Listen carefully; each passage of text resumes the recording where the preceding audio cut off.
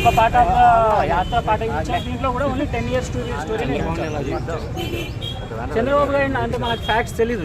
చంద్రబాబు గారి సోనియా గాంధీ గారి ఉన్న సీన్స్ ఏవైతే ఉన్నాయో అవి నిజంగా వాళ్ళ రూమ్స్లో వాళ్ళ ఆఫీస్లో ఏం జరిగాయో మన దగ్గర ప్రూఫ్ లేదు కాబట్టి మనం ఎటువంటి కమెంట్ చేయాలని లేదు. కానీ నేను మాత్రం మహివీ రాఘవ్ డైరెక్టర్ గారిని రెస్పెక్ట్ ఇచ్చే పిలుస్తున్న గారిని నేను మెసేజ్ పెట్టడం జరిగింది. ట్రైలర్ రిలీజ్ అయినప్పుడు వాట్సాప్లో కానీ ఫేస్బుక్లో కానీ వాళ్ళ ఆఫీస్లో వెళ్ళి కలవడం కూడా జరిగింది. అడిగాను నేను, ప్రూఫ్ ఉంటే సోనియా గాంధీ గారిని విలన్లా చూస్తున్నారు కదా, ఆమె ఆ డైలాగ్లో అన్నది అని ప్రూఫ్ ఉంటే చూపించండి అని అడిగాను.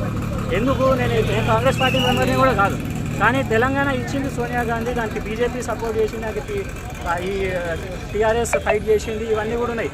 సో సోనియా గాంధీ గారు తలుచుకోకపోతే వచ్చేది కాదు. సో నేను అడిగినప్పుడు నా సినిమా నా ఇష్టం అని అన్నాడు. అతను తప్పేం కూడా, అతను డైరెక్టర్ పరంగా మరి జగన్ ప్లస్ అవ్వచ్చు అంట మరి సినిమా 100% ప్లస్ అవుతుంది. ఎందుకు అవ్వదు, అవ్వడంలో తప్పేముంది. సో ఆబ్వియస్లీ ఎలక్షన్స్ అన్నాక మార్కెటింగ్ చేసుకుంటారు. ఇది కూడా మా